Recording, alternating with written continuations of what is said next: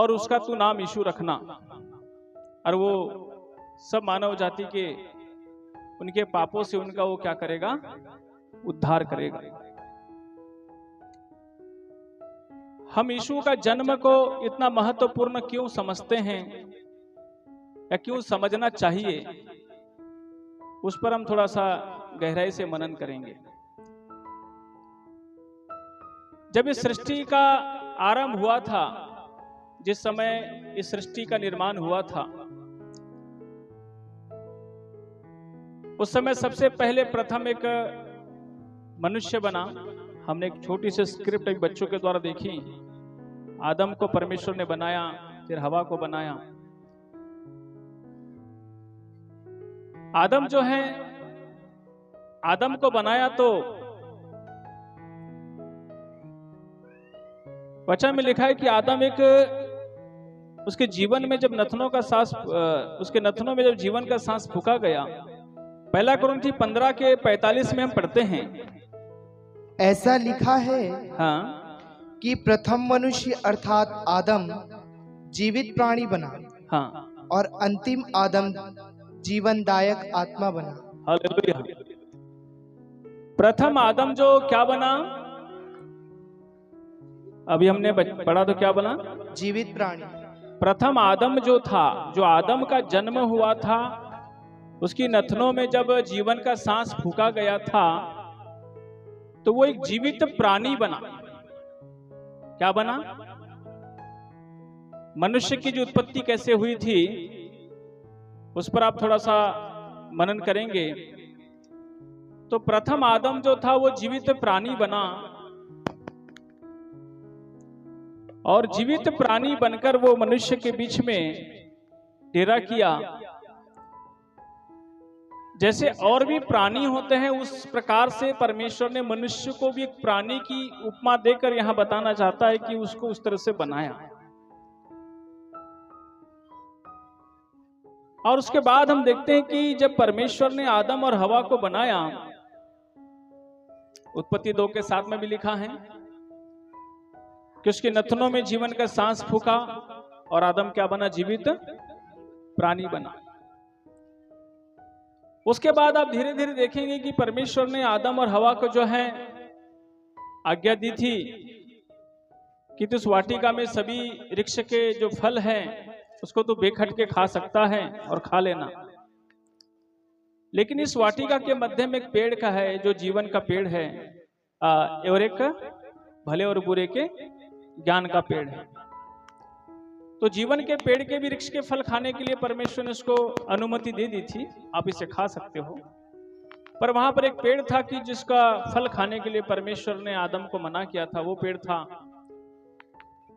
भले और बुरे के ज्ञान का पेड़, जिसके फल को खाने के लिए परमेश्वर ने क्या किया था, मना किया था। पर आदम हवा ने परमेश्वर की बात नहीं मानी और उन्होंने उस फल को क्या कर लिया, खा लिया। तब हम देखते हैं कि जैसे ही उन्होंने फल खाया, उनकी आंखें खुल गई और उन लोगों में भले और बुरे का ज्ञान आ गया, और वो ज्ञान उनमें इतना समा गया कि उस ज्ञान के, तो मेरे प्रियो, जब हम देखते हैं कि परमेश्वर ने आदम और हवा को जब बनाया और उन्हें एक आज्ञा दी थी कि इसका फल तुम नहीं खाना, और उन्होंने उसका फल खाया, तो उसी समय आदम जो है और हवा जो है उनकी आंखें खुल गई और उन्हें पता चला कि हमारे शरीर पे वस्त्र नहीं है, और वो निर्वस्त्र रह करके उनको ऐसे पता चलता है। तब वो लोग जाते हैं, अंजीर के पत्ते तोड़ लेते हैं और वो लंगोट बना लेते हैं और अपने अपने शरीर में ढक लेते हैं। परमेश्वर ने देखा कि सच में जो बात मैंने तुमसे कही थी कि तुम इसको मत खाना, और तुमने वही काम कर दिया। तब से जो है मनुष्य जो है मेरे प्रियो, जैसे उसने भले और बुरे के ज्ञान का फल खाया, तो उसके विवेक के अंदर में, उसके बुद्धि के अंदर में, उसके ज्ञान के अंदर में जो है एक स्वार्थ पैदा हो गया, मतलब पैदा हो गया, कई अभिलाषाएं का जन्म हो गया, कई सारी बातों का जन्म हो गया। अब वो मनुष्य कैसा हो गया? वो मनुष्य जो है अपने लिए जीने वाला बन गया। एक स्वार्थी बन गया, एक मतलबी बन गया। परंतु जब हम देखते हैं कि परमेश्वर, अब दानियल नबी की पुस्तक आप पढ़ते हैं तो वहां पर एक राज्य का सुसमाचार हमें सुनाया जाता है, और वो मनुष्य जो है, आदम जो है, हमेशा हमेशा के लिए परमेश्वर से क्या हो गया, अलग हो गया, और उसने शरीर में जन्म लिया, और शरीर के भाव के कारण से शरीर की अभिलाषाओं ने उसके परमेश्वर के भाव को और आत्मा के भाव को खत्म कर दिया, और वो आदम जो है मेरे प्रियो संसार पे भटकने लगा। और हम उसी आदम की आज कहेंगे तो सब जो जितने भी पृथ्वी पे लोग हैं, वही एक आदम और हवा थी जो पहले स्त्री पुरुष थे इस पृथ्वी के, जिनके द्वारा मेरे प्रियो ये पूरा संसार जो है आज देख रहे हैं, हम सब उसी के द्वारा आए हैं, और हम सब का जन्म वहीं से होते होते होते पूरा विश्व में जो है आज पूरी जनसंख्या जो फैल गई है, उसी का कारण है। तो क्या हुआ, जैसे ही आदम के अंदर वो भले और बुरे के ज्ञान का पेड़ का जो फल का अवशेष चला गया, उसकी बुद्धि, उसका विवेक, उसका जीवन जो है पूरी रीति से ईश्वरत्व से अलग हो गया, परमेश्वरत्व से अलग हो गया, और वो अपने स्वार्थ, अपने मतलब से और अपने लिए जीने वाला बन गया। जैसे आज के इस संसार का परिवेश आप देख रहे हैं, इस संसार के परिवेश को जैसे आप देख रहे हैं मेरे प्रियो, कि आज एक भाई भी भाई के साथ उसको प्यार नहीं है, आज घर के अंदर में झगड़े हो रहे हैं, लड़ाइयाँ हो रही हैं, दंगे हो रहे हैं, फसाद हो रहे हैं, सब कुछ, ये सब कुछ का कारण जो है वो पेड़ का फल है। इसके बहुत से नुकसान हैं। सबसे पहला नुकसान तो उसका ऐसा है कि वो खुद ही पाप स्वरूप में चला गया, बुराई के स्वरूप में चला गया, बैरभाव के स्वरूप में चला गया, ईश्वरत्व के स्वरूप से वो टोटल अलग हो गया। उसका प्रतिफल ऐसा रहा, आज वो हत्या से, लड़ाई से, झगड़े से, विवाद से, विरोध से, डाह से, मतवालापन से, लीला क्रीड़ा से, क्रोध से, विरोध से, व्यभिचार से, पाप से भरपूर होते चले गए। और उसका ये पूरा समाज जो है आज, पूरे लोग जो है, पूरी दुनिया जो है, पूरे संसार जो है आज उसका खामियाजा भुगत रही है। अब मेरे प्रियो, ऐसी दशा में यदि ईश्वर हमें छोड़ दे तो हम लोग कहां जाएंगे? हम लोग सोचते होंगे कि मैं इस पृथ्वी पे जन्म ले लिया हूं, मैंने एक शरीर का जन्म ले लिया हूं, तो मेरा एक बहुत बड़ा महत्व है। मैं प्रियो आपको बताना चाहता हूं कि असली जीवन की शुरुआत हमारे मृत्यु के बाद होती है। दानियल नबी ने राजा नबूकदनेस्वर को जब उसने एक सपना देखा था तो उसका उसने एक विश्लेषण बताया था, उसके भेद बताया था कि आने वाले अंतिम समय में परमेश्वर का राज्य आएगा। पर उस परमेश्वर के राज्य में प्रवेश करने के लिए अवसर तो है सभी को, इसलिए जब से मेरे प्रिय सुसमाचार का प्रचार होने लगा, मन फिराओ क्योंकि स्वर्ग का राज्य निकट आ रहा है, प्रभु यीशु मसीह ने वही संदेश लेकर आया। हम आदम के जन्म और आदम के जन्म की विशेषता को समझने का पहले प्रयास करते हैं, तब यीशु के जन्म को समझ पाएंगे कि यीशु का जन्म क्यों महत्वपूर्ण था। हालेलुया। जब तक आप और मैं पहले व्यक्ति के जन्म के महत्व को नहीं समझेंगे तो हम दूसरे व्यक्ति के महत्व को नहीं समझ पाएंगे।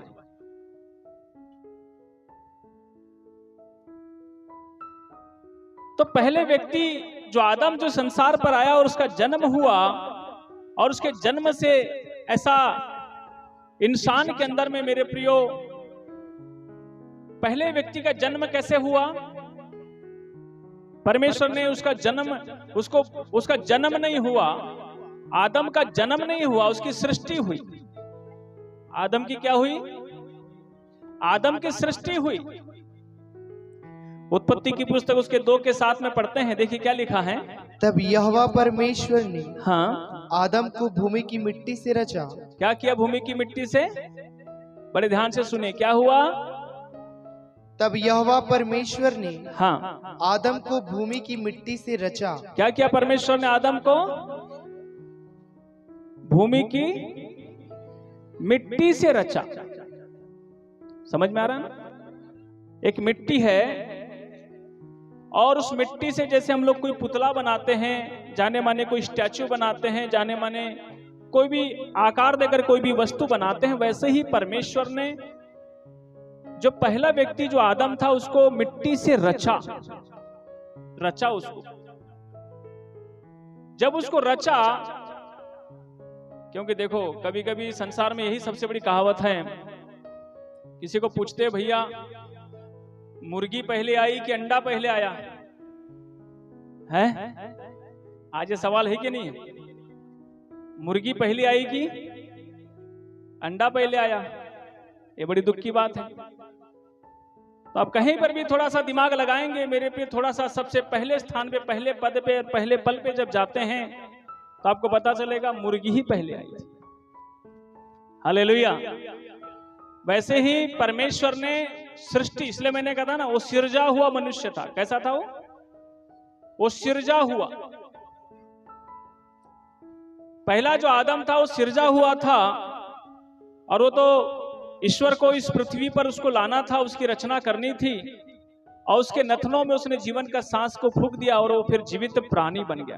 पहला आदम क्या बना? जीवित प्राणी बना। इसलिए मैंने वो अभी कुरंथी की पुस्तक में पढ़ा, पहला आदमी जो था जीवित प्राणी बना। उसकी रचना किससे हुई थी? किससे हुई उसकी रचना? मिट्टी से हुई। और उसके बाद हम देखते हैं जैसे उसकी रचना मिट्टी से हुई और उसको बोला गया कि जब उसने फल खाया, जब उसने पाप किया, तब उसे बोला गया, उत्पत्ति 3:19 में पढ़ी, क्या लिखा है? और अपने माथे के पसीने की रोटी खाया करेगा, हाँ, और अंत में मिट्टी में मिल जाएगा, हाँ, क्योंकि तो उसी में से निकाला गया है। अंत में तू कहाँ मिल जाएगा? मिट्टी में।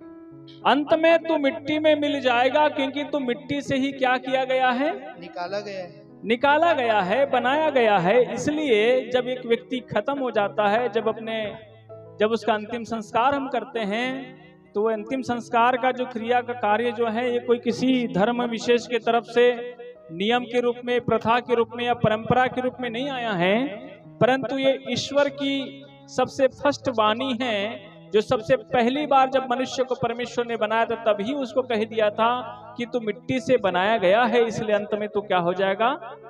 मिट्टी ही है और मिट्टी में मिल जाएगा। अब देखिए, अब मिट्टी का है, मिट्टी का बनाया गया उसके। अब पहला कुरंथी 15 के, इसलिए उसका ध्यान कहाँ रहता है? जो पहला जो आदम जो बनाया गया था उसका ध्यान कहाँ रहता है ना? पहला कुरंथी 15 का हम लोग 45 से पढ़ेंगे थोड़ा सा और। हाँ, ऐसा ही लिखा भी है, हाँ, कि प्रथम मनुष्य अर्थात हाँ, आदम जीवित प्राणी बना, हाँ, और अंतिम आदम जीवनदायक आत्मा बना। हाँ, परंतु पहले आत्मिक न था, पहले आत्मिक न था, पर स्वाभाविक था, पर स्वाभाविक था। इसके बाद आत्मिक हुआ। हाँ, प्रथम मनुष्य धरती से अर्थात मिट्टी का था। प्रथम मनुष्य धरती से अर्थात कहाँ का था? हालेलुया। कहाँ का था वो? धरती का था, और वो मिट्टी का था। हाँ, दूसरा मनुष्य स्वर्गीय है, दूसरा मनुष्य स्वर्गीय है, जैसा वह मिट्टी का था, जैसा वह मिट्टी का था, वैसे ही वे भी मिट्टी हैं, वैसे ही वे भी मिट्टी है, जो मिट्टी के हैं। जो मिट्टी के है। वे कौन है? वे जो है वो कौन, किसको बोला गया यहाँ पे? वो हमको बोला गया। हम सब भी कैसे हैं?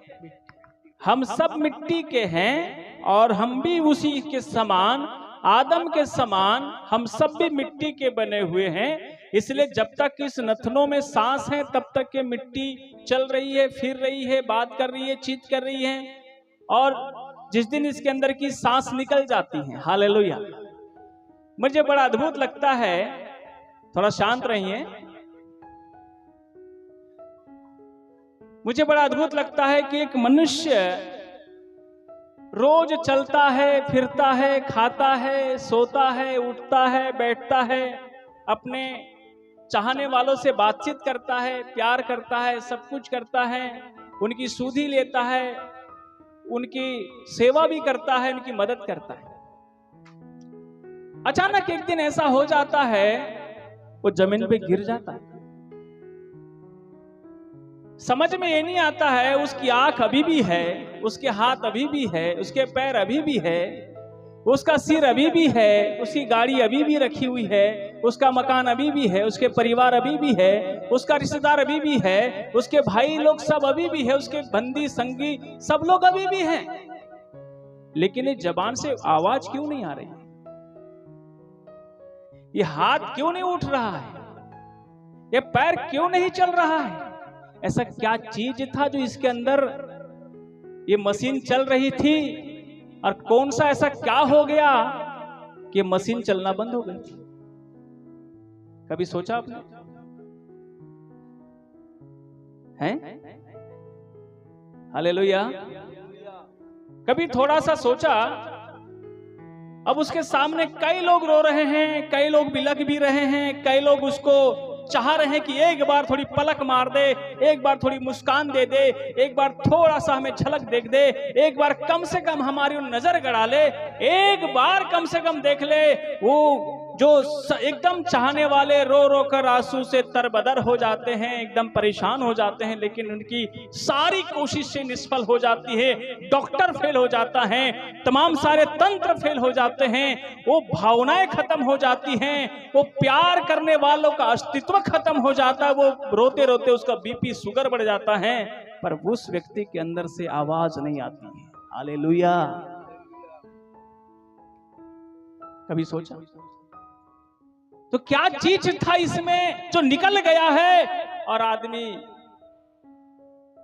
मिट्टी बन गया? क्या बन गया? कभी हमने इस पे गंभीरता से विचार किया? करना चाहिए। इसलिए बाइबल कहती है कभी भी किसी भी संसार की बातों पे डिंग नहीं मारना। हालेलुया। कभी घमंड नहीं करना, कभी अहंकार नहीं करना, क्योंकि हमारा सबका एक दिन समय कब क्या हो जाएगा, किसका जीवन से ऐसे ही कभी क्या हो जाएगा किसी को नहीं पता है। हालेलुया।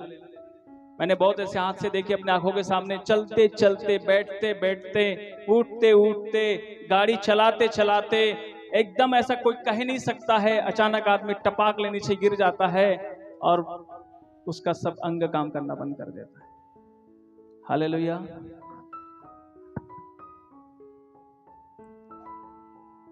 जब तक आदम की मृत्यु को नहीं समझेंगे, यीशु के जन्म को नहीं समझेंगे। हालेलुया। आदम की उत्पत्ति को नहीं समझेंगे, यीशु के जन्म को नहीं समझेंगे, क्योंकि ये जन्म कोई असाधारण नहीं है।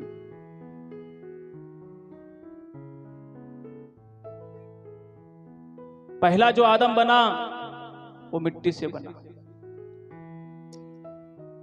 अब देखिए, और ये जो शरीर आपके पास है, मेरे पास है, जो बॉडी है, ये अस्तित्वहीन है। जब हम किसी को कब्र में गड़ाते हैं, जब उसको हम कब्र में ले जाते हैं, गड़ाते हैं, 3-4 फीट का गड्ढा खोदते हैं, उसको वहां हम लोग दफना देते हैं। वो कितना भी इधर स्मार्ट है, सुंदर है, कितना बॉडी बिल्डर है, कितने धन संपत्ति रखे गया है, एसी के कमरे में सोता था, लग्जरी कार में चलता था, कुछ भी हो, उसकी बॉडी कितनी भी चमनप्राश, कितने भी मल्टी विटामिन्स, काजू बादाम शेक और ऐसी कई सारी अच्छी अच्छी वस्तुएं खाया पिया शरीर क्यों ना हो, लेकिन जैसे ही उसको हम कब्र में ले जाते हैं, हफ्ता 15 दिन महीना भर के बाद उस कब्र को खोदेंगे, न काजू का असर दिखाई देता है, न बादाम का असर दिखाई देता है, न विस्की बियर रम का असर दिखाई देता है, ना ही मल्टीविटामिन दिखाई देता है। क्या दिखाई देता है? क्या दिखाई देता है? हड्डी का छाछा। वो मांस कहां चला गया है? वो मांस कहां चला गया? मनुष्य का मिट्टी और वो मांस मिट्टी और देह वो क्या हो जाती है? एक हो जाती है। क्या हो जाती है? होती कि नहीं होती है? मेरे प्रियो, कभी कभी ऐसा होता है कि कुछ लोग जला देते हैं बॉडी को, ठीक है, वो भी अस्तित्व खत्म ही हो रहा है। कोई गड़ा दे रहा है तो भी अस्तित्व खत्म ही हो रहा है। लेकिन जो चीज उसके अंदर में थी वो तो निकल गई थी, तो वो कहां चली गई है? अभी चलते चलते क्या हुआ, एक माइक का बैटरी खत्म हो गया। माइक बांध कर बात करना क्या कर दिया? बंद कर दिया। लोग चिंता हो गए, क्या हो गया? तो बोले बैटरी खत्म हो गई। फिर क्या डालना पड़ा इसमें? बैटरी डालना पड़ा। क्या कभी ऐसा इस दुनिया में ऐसा कोई सिस्टम अभी तक आया क्या? अरे ये बॉडी में से क्या निकल गया पता नहीं, एक कुछ और डाल देते फिर ये बॉडी चालू हो जाएगी। ऐसा है कहीं? आज तक ऐसा हुआ है? और मैं बताना चाहता हूं आपको, दुनिया के जो अपने आप को बहुत बुद्धिमान समझते हैं, 600 लोग हैं जो करोड़पति लोग हैं, जिन्होंने अपने परिवारों की, अपने परिजनों की बॉडी को अभी भी रखा है। और वो सोच रहे हैं साइंस कभी ना कभी ऐसा विकास कर डालेगा कि जो ये मेरे भाई, मेरी बहन, मेरी माँ, मेरे परिवार के शरीर में से जो आत्मा, जो शरीर को जो चलाने वाली जो तंत्र से जो निकल गई है, वो फिर कभी साइंस इसका आविष्कार कर डालेगा। और साइंस जिस दिन आविष्कार कर डालेगा उस दिन मेरे भाई को मैं फिर से देखूंगा, मेरी बहन को मैं फिर से देखूंगा, मेरी माँ को मैं फिर से देखूंगा, मेरे पिताजी को मैं फिर से देखूंगा।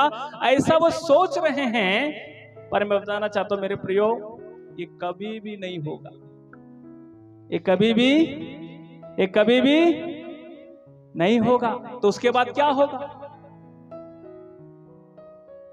ये शरीर में जब तक हम हैं तब तक हमारा अस्तित्व हमें यहां दिखाई देता है, लेकिन एक दिन इसका जब अस्तित्व समाप्त हो जाएगा, दोबारा इस बॉडी के अंदर में वापस वो चीज, वो जान, वो प्राण जिसको हम कह रहे हैं, वो आत्मा जिसको हम कह रहे हैं, जिसके वजह से शरीर चल फिर रहा है, ये दोबारा कभी वापस धरती पे नहीं आएगा। तो कहां जाएगा? पढ़िए इब्रानी की पुस्तक उसके 9 अध्याय के 27 वचन में पढ़िए क्या लिखा है। और जैसे मनुष्यों के लिए हाँ एक बार मरना हाँ और उसके बाद न्याय का होना नियुक्त है, हाँ, वैसे ही मसीह भी बहुतों के पापों को उठा लेने के लिए एक बार बलिदान हुआ। बस ये कहां जमा हो गई आत्मा? कहां चली गई? एक बार मनुष्य का मरना, फिर उसके बाद उसका न्याय का होना। किसका होना? न्याय का। किसका न्याय होगा? है न्याय किसका होगा? वो शरीर तो चला गया मिट्टी में, शरीर कहां चला गया? तो न्याय के दिन कौन खड़ा होगा वहां पे? कौन खड़ा होगा? थोड़ा जोर से बोलिए। हाँ, जो बॉडी के अंदर जो चीज थी जो चली गई, वो फिर वापस उस दिन आएगी जिस दिन न्याय होगा, और वो न्याय का सिंहासन पर वो प्रभु बैठेगा। ये समझ सोचना कि उस दिन कोई भी संसार का एक व्यक्ति भी नहीं छूटेगा जो उस प्रभु के सामने न्याय के दिन खड़ा नहीं होगा। तो न्याय किसका होगा? किसका होगा? आत्मा का होगा। देखिए, आपके और मेरे बारे में, दुनिया में जो बच्चा जन्म लेता है उसके बारे में, जिस दिन से उसका जन्म होता है उसी दिन से उसके कर्म लिखे जाते हैं। वो सोच रहा है मुझे कौन देखता है, मैं 4 दीवारी के अंदर बढ़िया छुपे कमरे के अंदर मैंने गुनाह किया, मुझे कौन देखा है, मैंने इतनी आसानी से पैसे चुराए, मुझे कोई शक नहीं कर पाया, मैंने इतने चालबाजी से लोगों को बेवकूफ बनाया, कोई मुझे जानता नहीं है। आज लोग अपने इस पृथ्वी पर चलाने वाले दिमाग, बुद्धि, ज्ञान की तारीफ कर रहे हैं, प्रशंसा कर रहे हैं और सोचते हैं कि मैंने बहुत अच्छा काम किया। हालेलुया।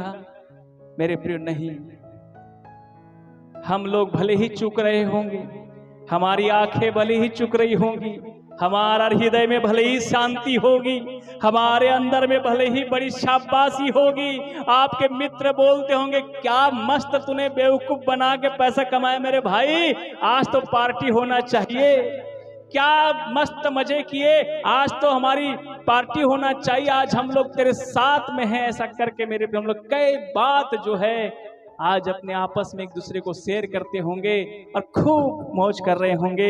लेकिन मैं आपको बताना चाहता हूं कि पवित्र शास्त्र बाइबल में क्या लिखा है।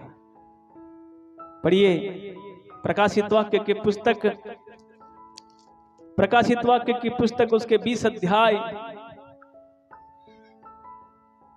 उसके 4 वचन में पढ़िए। फिर मैंने सिंहासन देखे, फिर मैंने सिंहासन देखे और उन पर लोग बैठ गए, उन पर लोग बैठ गए और उनको न्याय करने का अधिकार दिया गया। किसका अधिकार? लोग बैठ गए और लोगों को न्याय करने का अधिकार दिया गया। मैंने उनकी आत्माओं को भी देखा। किसको देखा? शरीर को देखा क्या? किसको देखा? किसको देखा? आत्मा को। शरीर कहाँ चला गया? मिट्टी में। ऐसे सुंदर कपड़ा पहना हुआ शरीर मिट्टी में, होर्डिंग्स, फोटो और बड़े बड़े बैनर लगे हुए शरीर मिट्टी में, बड़ी बड़ी नाम प्रतिष्ठा वाली चीजें कमाने वाला व्यक्ति मिट्टी में। तो उधर क्या है? उधर क्या है? किसके पास?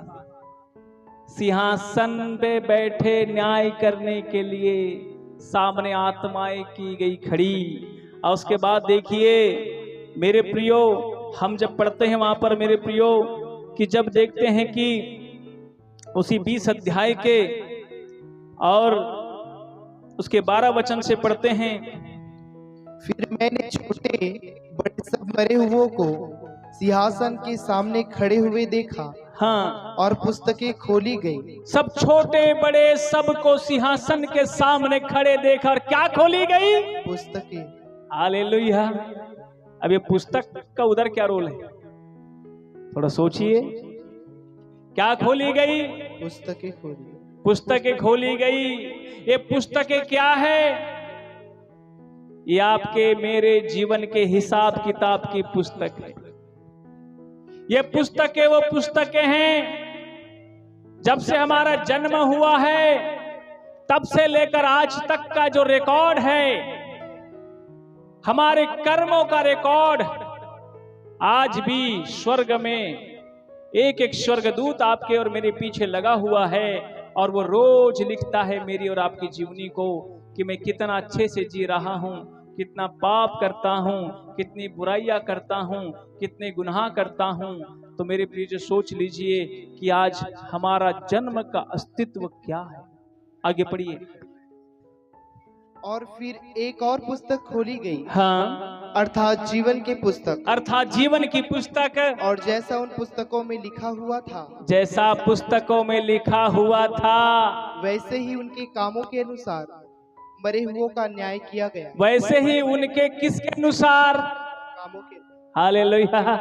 किसके अनुसार? काम कौन करके गया है? कौन करके गया संसार पे काम? कौन धोखा दे के गया है संसार से? चोरी करके कौन गया है? पाप करके कौन गया है?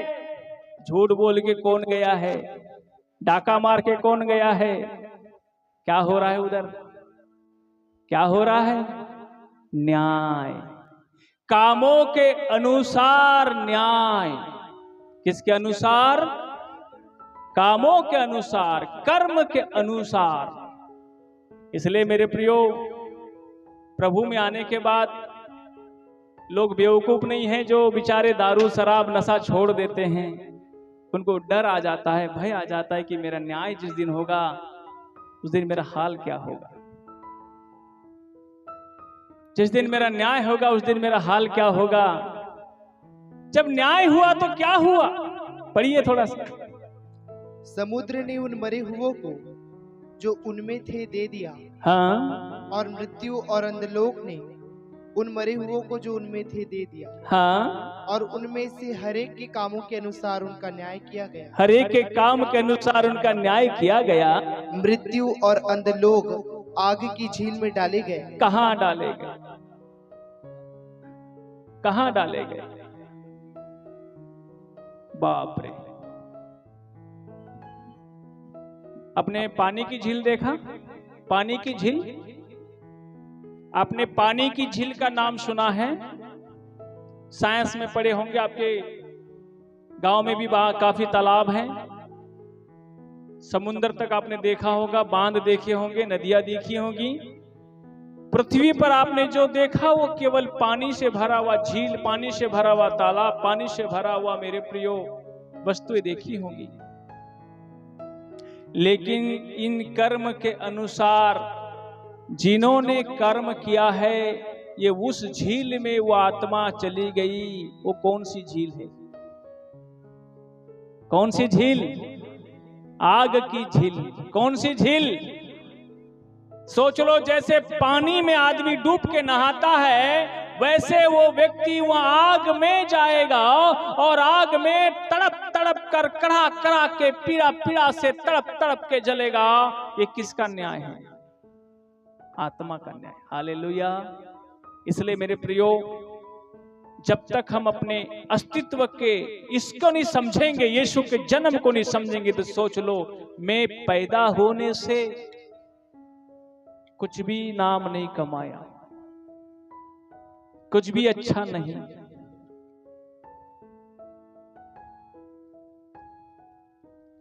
इसलिए पहला जन्म मिट्टी से हुआ, पहला मनुष्य मिट्टी से आया, शरीर से आया, संसार से आया, वो स्वाभाविक था। फिर बाद में आत्मिक हुआ। पहले शारीरिक है, अभी आत्मिक नहीं है। यीशु का जन्म कैसे हुआ? पढ़िए।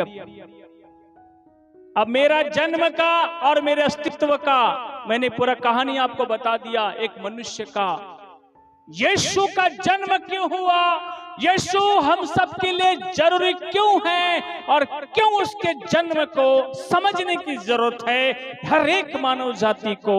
ये बहुत ही कठिन और महत्वपूर्ण बात है। जो नहीं समझा वो कभी नहीं समझ सकेगा, अवसर दोबारा शायद नहीं मिलेगा। यीशु का जन्म कैसे हुआ? पढ़िए। जब मरियम कुंवारी थी, जब मरियम कुंवारी थी, उसका गर्भ कैसे धारण हुआ? मत्ती रचित सुसमाचार 1 अध्याय के 18, 19, 20, 21 को पढ़िए। यीशु मसीह का जन्म, यीशु मसीह का जन्म इस प्रकार से हुआ, इस प्रकार से हुआ कि जब उसकी माता मरियम की मंगनी यूसुफ के साथ हो गई। बड़े ध्यान से सुनिए मेरे प्रियो। जब यीशु का जन्म जब हुआ, जब वो माता जो उसकी माता का नाम मरियम था, उसका मंगनी बस हुआ था यूसुफ के साथ, तो उनके इकट्ठा होने से पहले ही, उनके इकट्ठा होने से पहले ही वह पवित्र आत्मा की ओर से गर्भवती पाई गई। हालेलुया! जोरदार ताली बजाए मेरे यीशु मसीह के लिए।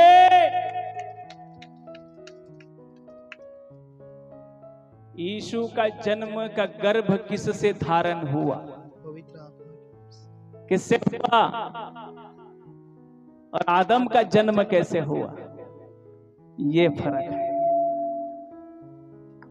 ये उस यीशु मसीह में और आदम में जो फर्क है, यही फर्क है। और मालूम है, पूरी दुनिया में, पूरे विश्व में इस जन्म की बराबरी कोई नहीं कर सकता। मात्र ओनली वन, एक ही वो प्रभु यीशु मसीह के बारे में ही लिखा है कि यीशु का जन्म जो है कुंवारी से हुआ। आपको इस शास्त्र पे शक है? भविष्य महापुराण की पुस्तक हिंदू धर्म शास्त्र में भी लिखा है, ईश मूर्ति है दी प्राप्ता नित्य शुद्धा शिवकारी ईसा मसीह इति च मम नाम प्रतिष्ठित।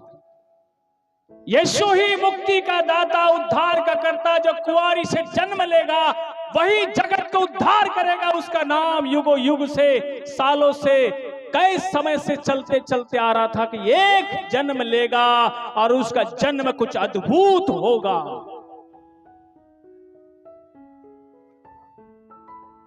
उनको बोलिए अंदर में आके बैठे। हालेलुया। तो मेरे प्रियो, जब यीशु का जन्म इस रीति से हुआ और यीशु मसीह का जन्म जब इस रीति से होता है, आगे थोड़ा पढ़िए। अतः उसके पिता यूसुफ ने, हाँ, जो धर्मी था, हाँ, और उसे बदनाम करना नहीं चाहता था, हाँ, उसे चुपके से त्याग देने का विचार किया। हाँ, जब वह इन बातों के सोच में ही था, हाँ, तो प्रभु का स्वर्गदूत उसे स्वप्न में दिखाई देकर कहने लगा, हाँ, हे यीशु, हाँ, दाऊद की संतान, हाँ, तू अपनी पत्नी मरियम को अपने यहाँ ले आने से मत डर, हाँ, क्योंकि जो उसके गर्भ में है हाँ, वह पवित्र आत्मा की ओर से है।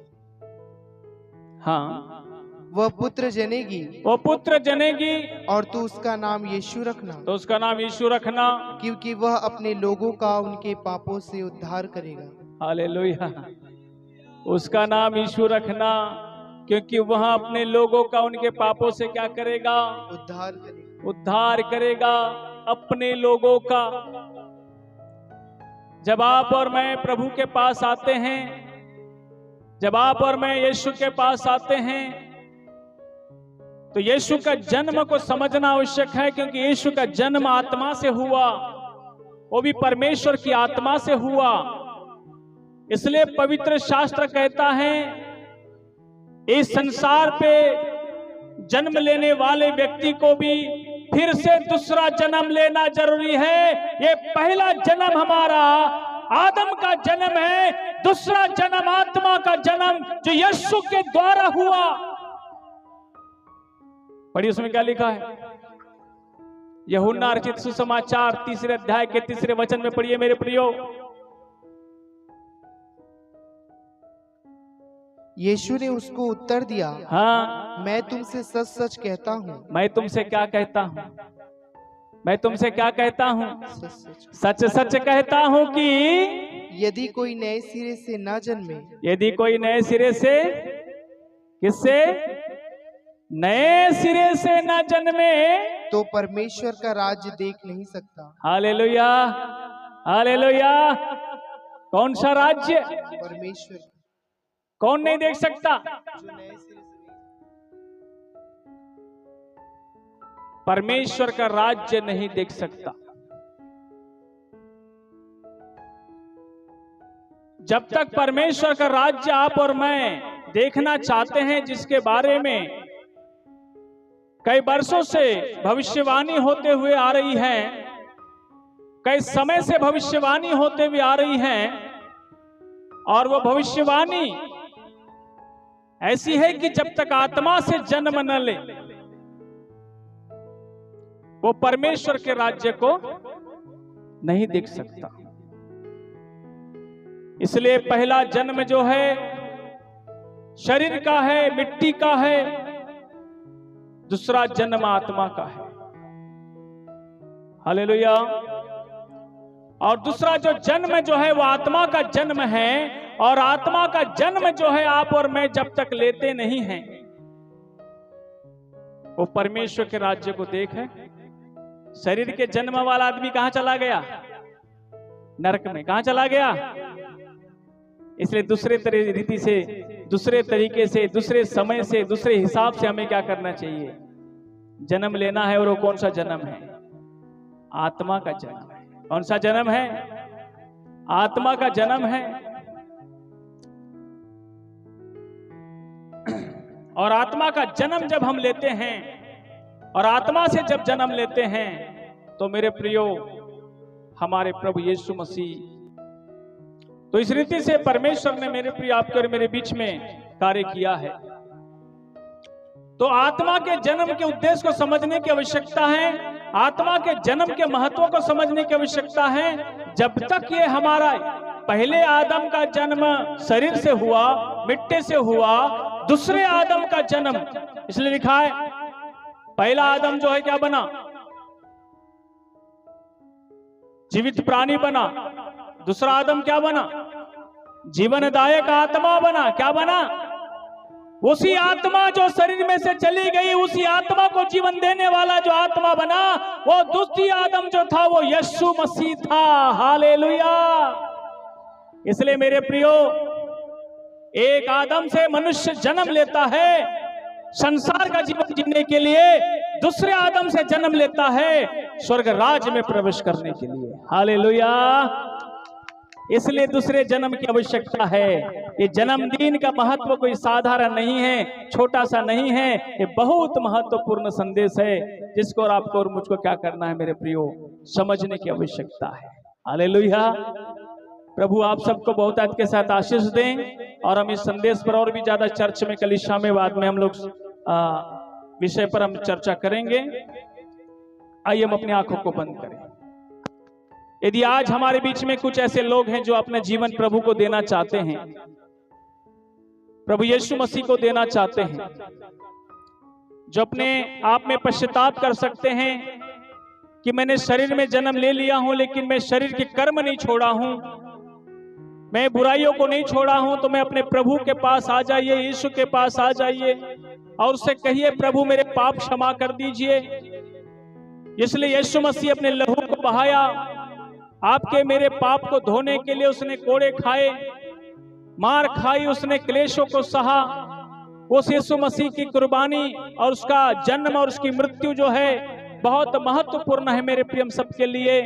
इसलिए हम सब लोग जो हैं अपने सर को झुकाएं और अपने आप में हम व्यक्तिगत रूप से सब प्रार्थना करें। Thank you Jesus. हालेलुया। राजाओं के राजा प्रभु यीशु, कर्म हमारा लिखा जा रहा है और उससे हम में से कोई नहीं बच सकता, कोई नहीं कह सकता कि मैंने नहीं किया था। इसलिए यीशु का अनुग्रह आपके और मेरे पर आया है कि हम उसको समझ सके। प्रभु का जन्म आत्मा से हुआ और वो चाहता है हम सबको आत्मा में। आइए हम प्रार्थना में जाएंगे। हालेलुया। धन्यवाद करती हूँ मेरे परमेश्वर, मेरे पिता, एक बार फिर तेरे पास आती हूँ खुदावन यीशु मसीह के नाम।